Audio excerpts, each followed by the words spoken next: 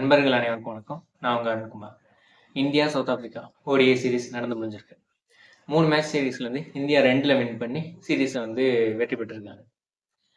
Test match சீரீஸில் வந்து 2-0 அப்படின்னு சொல்லிட்டு ஒயிட் வாஷ் ஆகிட்டு ஒரு மிகப்பெரிய ஒரு நெகட்டிவ் வைப்ரேஷனோட இந்திய அணி வந்து ஓடிஐ சீரீஸ்க்கு வந்தாங்க. ஆனால் ரோஹித் அண்ட் கோலி இவங்களோட வருகையினால அந்த ஒரு புத்துணர்ச்சி ப்ளஸ் வந்து ராகுல் கேப்டன், ஸோ ஒரு எக்ஸ்பீரியன்ஸ்டு கேம்பெயின், இவங்கனால வந்து இந்த ஓடிஐ சீரீஸை வந்து ரொம்ப கஷ்டப்பட்டு தான் வின் பண்ணியிருக்காங்க அப்படின்னு சொல்லணும். இந்த சீரீஸ்க்கு வந்து சவுத் ஆப்பிரிக்காவுக்கு உண்மையிலே நம்ம கிரெடிட் கொடுத்தே ஆகணும். ஏன்னா வந்து சவுத் ஆப்பிரிக்கா எப்படி வந்து 90s 2000 ஏர்லி 2000 இருந்தாங்களோ அந்த மாதிரி வந்து சூப்பராக ஆடினாங்க. ஆனாலும் வந்து இந்தியா வந்து ரோஹித் அண்ட் கோலி இவங்களோட அனுபவம் வந்து இந்த சீரீஸை வின் பண்ணுறதுக்கு மிகப்பெரிய அளவுக்கு உதவி பண்ணியிருக்குன்னு சொல்லலாம். ஏன்னா ஃபர்ஸ்ட் மேட்ச்லாம் வந்துட்டு இந்திய அணி வந்து கிட்டத்தட்ட அந்த தோல்வி முகத்துக்கு போயிட்டாங்க. ஸோ அந்த சமயத்தில் வந்து ரோஹித் அண்ட் கோலி இவங்களோட அந்த பவுலிங் சஜஷன், ஃபீல்டிங் ரெஸ்ட்ரிக்ஷன் இந்த மாதிரிலாம் வந்து நிறைய மாற்றி சேஞ்ச் பண்ணி ராகுலுக்கு நிறைய ஐடியா கொடுத்து அதன் மூலமாக அந்த மேட்ச்சில் வந்து வின் பண்ண வச்சாங்க. ஸோ இந்த மாதிரி வந்து முக்கியமான பவுலர்ஸ்லாம் விட்டுட்டு பிரசித் கிருஷ்ணா, அப்புறம் வந்து ஹர்ஷித் ராணா இந்த மாதிரியான பவுலர்ஸ் கிட்ட வந்து போயிட்டு பண்ணுறாங்க. ஹர்ஷித் சிங் வந்து சூப்பராக போட்டுட்ருக்காரு. மற்றபடி வந்து பவுலர்ஸ் வந்து கொஞ்சம் சுமார் தான். இந்திய அணி வந்து கிட்டத்தட்ட 2023 வேர்ல்டு கப் ஃபைனலில் டாஸ் வந்து தோத்தாங்க. அதுக்கு வந்து ஒரு கிட்டத்தட்ட 2 வருஷமாக வந்து ஓடிஐயில் டாஸ் வின் பண்ணாமல் இருந்த ஒரு அணி டாஸ் வின் பண்ண அப்போவே வந்து ஏதோ வந்து மிகப்பெரிய இந்த சீரீஸே வின் பண்ணிட்ட மாதிரி வந்து ஒரு கிளாப்ஸ் வந்து ரசிகர்கள்கிட்டேருந்து வந்துச்சு. அந்த அளவுக்கு ஒரு ஒரு பாசிட்டிவ் வைப்ரேஷனோட இந்த மேட்ச் ஆரம்பிச்சிச்சுன்னு சொல்லலாம். அதுக்கப்புறம் வந்துட்டு ரொம்ப வந்து அவங்களோட பேட்டிங்கில் வந்துட்டு சவுத் ஆஃப்ரிக்காவோட பேட்டிங்கில் வந்துட்டு குவிண்டன் டி காக் வந்து ரொம்ப சூப்பராக பண்ணியிருந்தார். சூப்பராக ஆடினார்னு சொல்லலாம். 100 அடிச்சு வந்து இந்தியாவுக்கு ஒரு மிகப்பெரிய த்ரெட்டாக இருந்தார். ஆனால் ஒரு கரெக்டான நேரத்தில் ராகுல் வந்து அவரோட அந்த அனுபவம் தான். ஏன்னா வந்து தொடர்ந்து வந்து ஒரு நல்லா அடிச்சிட்டு இருக்காரு. அந்த நேரத்தில் வந்து ஃபீல்டர்ஸ் எல்லாம் வந்து வெளியில் இருக்க வச்சு ஸோ பேட்ஸ்மேனோட கான்சன்ட்ரேஷனை வந்து டைவர்ட் பண்ணி அந்த நேரத்தில் வந்து ஒரு யாக்கர் பாலை போட வச்சு சூப்பராக வந்து விக்கெட் எடுத்தார். ஏன்னா இல்லைன்னா வந்து கண்டிப்பாக சவுத் ஆஃப்ரிக்கா வந்து அவர் 150+ அடிச்சிருப்பாரு. சவுத் ஆஃப்ரிக்காவும் ஒரு 300+ வந்து அடிச்சிருப்பாங்க. அப்போ வந்து இந்தியாவுக்கு வந்து ஒரு கொஞ்சம் டஃப்பாக இருக்கும். ஏன்னா வந்து போன மேட்சும் வந்து அவங்க நிறைய 350+ சேஸ் பண்ணிட்டதுனால இந்த மேட்சும் வந்து அவங்க 350 அடிச்சிட்டாங்க அப்படின்னா இந்தியாவுக்கு வந்து ரொம்ப டஃப்பாக இருக்கும். பட் அதை வந்து சூப்பராக டேக்கிள் பண்ணார் கேஎல் ராகுல். அதுக்கப்புறம் வந்து குல்தீப் யாதவ் வந்து சூப்பராக வந்து பவுலிங் போட்டு பிரசித் கிருஷ்ணா அண்ட் குல்தீப் யாதவ் இவங்க 2 பேரும் வந்து சூப்பராக பவுலிங் போட்டாங்க. ஃபஸ்ட்டு ஸ்பெல்லில் வந்து பிரசித் கிருஷ்ணா வந்து சுமாராக போட்டாலும் செகண்ட் ஸ்பெல்லில் வந்து சூப்பராக போட்டு ஒரு கம்பேக் கொடுத்தாரு. ஸோ 270க்கு வந்து ஆல் அவுட் ஆகிட்டாங்க. ஸோ 270 தானே ஈஸியாக வந்து வின் பண்ணிடலாம், வேணா டியூ ஃபேக்டர் இருக்கும் அப்படின்ற மாதிரி வந்து எதிர்பார்த்தப்ப இந்தியாவோட பேட்ஸ்மேன் வந்து ரோஹித் அண்டு ஜெய்ஸ்வால் வந்து கிளம்பிறாங்கனாங்க. ஸோ அவங்களுக்கு கொஞ்சம் ஆரம்பத்தில் வந்து பிச் வந்து கொஞ்சம் டஃப்பாக இருந்துச்சு அப்படின்னு தான் சொல்லணும். மிகப்பெரிய அளவுக்கு டியூ ஃபேக்டர்லாம் வேலை செய்யலை. இருந்தாலும் வந்து அந்த ஒரு டைம் எடுத்துக்கிட்டாங்க. இந்த நேரத்தில் தான் வந்து ஒரு அனுபவம் வாய்ந்த பிளேயர் கண்டிப்பாக வேணும் அப்படின்றது. ஏன்னா இதே நேரத்தில் வந்து ரோஹித் அண்டு கோலி இவங்க 2 பேரும் இல்லை அப்படின்னா முழுக்க முழுக்க இளைஞர்களை சார்ந்தே வந்து ராகுல் இருந்திருப்பாரு. அதாவது ஃபர்ஸ்ட் மேட்ச்லாம் வந்து ரொம்பவே தடுமாறி போயிருப்பாரு அப்படின்னு சொல்லலாம்.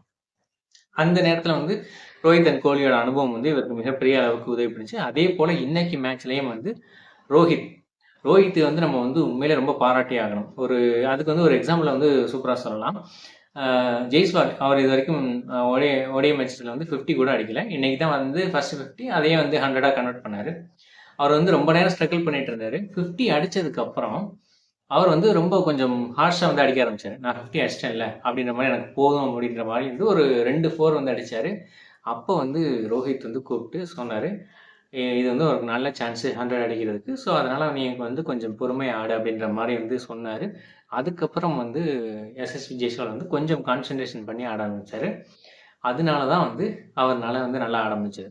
மேபி வந்து அது ரோஹித்துக்கு வந்து இவர் கொஞ்சம் நிறைய பாலை சாப்பிட்டது ரோஹித்துக்கு ஃப்ரஸ்ட்ரேஷனை உண்டு பண்ணியிருக்கலாம். இருந்தாலும் அந்த ஒரு அனுபவம் வாய்ந்த பிளேயர் அப்படின்ற அந்த ஒரு மெச்சூரிட்டியோட அதை வந்து சூப்பராகவே ஹேண்டில் பண்ணார். கரெக்டாக அன்றைக்கி வந்து 100 அடிச்சு இந்தியா வின் பண்ணுறதுக்கு ஒரு மிகப்பெரிய உறுதுணையாக இருந்தார் எஸ்எஸ்வி ஜெய்ஸ்வால். ஸோ அந்த இடத்துல தான் வந்து அனுபவம்ன்றது அந்த நேரத்தில் வந்து மிகப்பெரிய உதவி பண்ணுது. ஏன்னா இதுவே வந்து அனுபவம் இல்லாத 2 யங் பிளேயர்ஸ் இருந்தாங்க அப்படின்னா அவங்க வந்து என்ன சொல்லியிருப்பாங்க, இஷ்டப்படி ஆடு அப்படின்ற மாதிரி சொல்லியிருப்பாங்க. இவரும் வந்து அவசரப்பட்டு அவுட் ஆகியிருப்பார். ஸோ இந்த இடத்துல வந்து அந்த அனுபவம்ன்றது உதவி புரிஞ்சிச்சு. அதுக்கப்புறம் வந்து நம்ம கோலி ஆல்ரெடி வந்து 2 மேட்ச்லயும் வந்து செஞ்சுரி அடிச்சிட்டாரு. இந்த மேட்ச் வந்து ஹேட்ரிக் செஞ்சுரி அடிப்பார் அப்படின்ற மாரி நெறைய பேர் எதிர்பார்த்துட்டு இருந்தாங்க. ஆனா வந்து சவுத் ஆப்பிரிக்கா வந்து 270க்கு ஆல் அவுட் ஆயிட்டதுனால, அவருக்கு வந்து ஸ்கோர் வந்து நெறைய இல்ல. இருந்தாலும் வந்த வேகத்துக்கு 65 ரன்ஸ் அடிச்சிட்டாங்க. அதுவும் வந்து குறைஞ்ச பால்ல. அதாவது விராட் கோலி வந்து 24-29 அந்த ஏஜ்ல வந்து எவ்வளோ வந்து ஒரு ஆக்ரோஷமா ஆடி சூப்பரா ஆடிட்டு இருந்தாரோ, அந்த பழைய ஆக்ரோஷம் திரும்ப வந்திருக்கு. சூப்பரா ஆடிட்டு இருக்காரு. அதுவும் வந்து முன்னாடிலாம் வந்தோனே வந்து அடிக்க முன்னாடிலாம் வந்தோனே வந்து அடிச்சு ஆட ஸ்டார்ட் பண்ணிடுவாரு. ஸோ பவுண்டரி, சிக்ஸஸ் அப்படியே போயிட்டே இருக்கும்.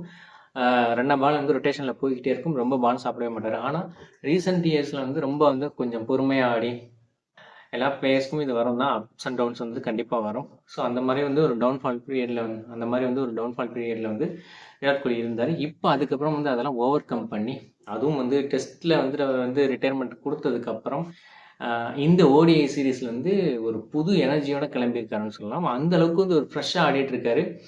அது கிட்டத்தட்ட அதான் அவரோட அந்த 2016, 17, 18 இந்த இயர்ஸ்லலாம் வந்து எப்படி ஆடிட்டு இருந்தாரோ, ஒரு வெறி கொண்டு ஆடிட்டு இருந்தாரோ, அதே போல வந்து ஒரு வெறியோட ஆடிட்டு இருக்காரு. வந்தோனே வந்து பொறுமையா நின்னு, இப்ப ரீசெண்டா ஒரு 1 ஆர் 2 இயர்ஸ்க்கு முன்னாடி வந்தோனே வந்து தான் வந்து ஃபர்ஸ்ட் ரன் எடுத்தா போதும் அப்படின்ற மாதிரியான அந்த ஒரு மைண்ட் தாட்ல வந்து அந்த மாதிரி ஒரு ப்ரெஷரோட ஆடிட்டு இருப்பாரு. ஆனா இந்த மேட்சஸ்ல எல்லாம் வந்துட்டு வந்தோடனே பவுண்டரி அடிக்க வந்து முற்படுறாரு. ஸோ பவுண்டரி சிக்ஸஸ்ன்னு சொல்லிட்டு அதிலே கான்சென்ட்ரேஷன் பண்றாரு. ஸ்ட்ரைக் ரொட்டேஷனும் வந்து சூப்பராக பண்ணிட்டு இருக்காரு. அந்த அளவுக்கு வந்து ஒரு ஒரு ரன் மிஷின் முன்னாடி சொல்லிட்டு வந்தோம்ல, அந்த மாதிரி ஒரு ரன் மிஷினா வந்து ஓடிஐல வந்து மாறிட்டு இருக்காரு.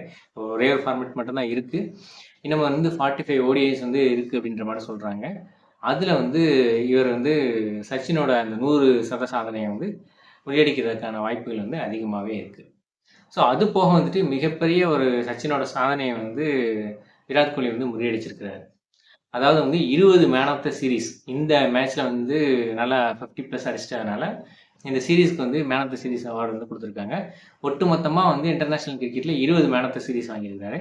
இது வரைக்கும் அதிகமான மேன் ஆஃப் த சீரிஸ் வாங்கியிருக்கிறது சச்சின் டெண்டுல்கர் தான். ஓவராலா டெஸ்ட் அண்ட் ஓடிஐ சேர்த்து 19 மேன் ஆஃப் த சீரிஸ் வாங்கியிருக்காரு. ஸோ வந்து ரோஹித் அண்ட் கோலி இவங்க 2 பேரை வந்து அப்படியே ஃபீல்டில் பார்க்கும்போது ரொம்ப வந்து ஒரு நமக்கு ரொம்ப மன மகிழ்ச்சியாக இருக்குது அப்படின்னு சொல்லலாம். கிட்டத்தட்ட வந்து ஒரு அண்ணன் தம்பியோட ஒற்றுமை இருந்தால் எப்படி இருக்கும் அந்த மாதிரி இருக்குது. இது ஆக்சுவலி வந்து ரொம்ப ஒரு கோல்டன் பீரியட், இந்தியன் கிரிக்கெட் ரசிகர்களுக்கு ஒரு கோல்டன் பீரியட்னு சொல்லலாம். ஏன்னா சச்சின் டெண்டுல்கர், கங்குலி இவங்க 2 பேரும் வந்து கிட்டத்தட்ட வந்து ஒரு பிரதர் மாதிரி தான் வந்து இருப்பாங்க. ஸோ அவங்க 2 பேரும் வந்து ஓப்பனிங் பேராக வந்து ஆடுவாங்க. சூப்பராக அந்த ஒரு ஸ்டேஜ்ன்றது நல்லாயிருக்கும். ஆக்சுவலி வந்து சச்சினுக்கு வந்து ஒரு கிட்டத்தட்ட 2-3 இயர்ஸ்க்கு முன்னாடியே வந்து கங்குலி வந்து ரிட்டையர்மெண்ட் கொடுத்துட்டாரு. ஸோ எல்லா ஃபார்மேட்லேருந்துமே ரிட்டையர்மெண்ட் கொடுத்துட்டாரு.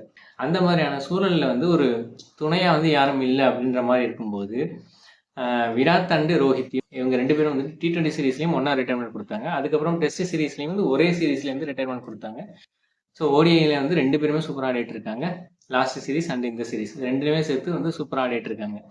ஸோ அப்படி இருக்கிற சூழலில் ஸோ 2 பேருமே வந்து ஒரு ஒரு பரஸ்பரம் வந்து தங்களோட அனுபவங்களை பகிர்ந்து கொண்டு இந்திய அணிக்கு வந்து எப்படி சிறப்பாக வந்து தங்களோட ஆட்டத்தை கொடுக்கணுமோ அந்த அளவுக்கு வந்து ஒரு துணை இருக்கும். நான் ஒரு மேட்ச் சரியாக பெர்ஃபார்ம் பண்ணல அப்படின்னாலும் அவரோட துணைன்றது இருக்கும். அவர் ஒரு மேட்ச் சரியாக பெர்ஃபார்ம் பண்ணல அப்படின்னா இவரோட துணை இருக்கும். அந்த ஒரு நட்பு பலம்ன்றது ஒரு மிகப்பெரிய அளவுக்கு இந்திய கிரிக்கெட் அணிக்கு துணை புரியுது அப்படின்ற மாதிரி நான் நினைக்கிறேன். ஸோ அவங்க வந்து 2027 வேர்ல்டு கப்பில் அவங்க கண்டிப்பாக இருந்தாகணும். ஏன்னா வந்து 2011 வேர்ல்டு கப்பில் வந்துட்டு சச்சின் டெண்டுல்கரோட ப்ரெசன்ஸ்ன்றது மிகப்பெரிய அளவுக்கு தோனிக்கு உதவி பண்ணுச்சு. ஏன்னா அந்த மாதிரியான ஒரு எக்ஸ்பீரியன்ஸ்டு பிளேயர் இருக்கும்போது அது வந்து நமக்கு மிகப்பெரிய பக்கபலமாக இருக்கும். அதனால தான் வந்து 28 இயர்ஸுக்கு அப்புறம் இந்தியன் வந்து 2011 வேர்ல்டு கப்பில் வின் பண்ணிச்சு. அதே போல் வந்துட்டு 2027 வேர்ல்டு கப் வந்து இந்தியா வின் பண்ணணும் அப்படின்னா அதுக்கு வந்து மிகப்பெரிய அனுபவம் கொண்ட ஓடிஐ வீரர்களான விராட் கோலி அண்ட் ரோஹித் சர்மா இவங்க 2 பேரும் ஸ்குவாட்ல இருந்தாங்க அப்படின்னா தான், டீம் 11ல இருந்தாங்க அப்படின்னா தான் அது மிகப்பெரிய அளவுக்கு இந்திய அணி 2027 வேர்ல்டு கப் வின் பண்ணுறதுக்கு ஒரு மிகப்பெரிய பூஸ்டப்பாக இருக்கும் அப்படின்னு சொல்லிட்டு நான் நினைக்கிறேன். ஸோ இதை தாங்க உங்ககிட்ட ஷேர் பண்ணணும்னு நினச்சேன். இது எப்படி பிடிச்சிருந்துச்சுன்னா இதை வந்து லைக் பண்ணுங்கள், இதை எல்லாருக்கும் ஷேர் பண்ணுங்கள். ஏகே பெர்ஸ்பெக்டிவ் சேனலுக்கு சப்ஸ்கிரைப் பண்ணுங்கள். நன்றி, வணக்கம்.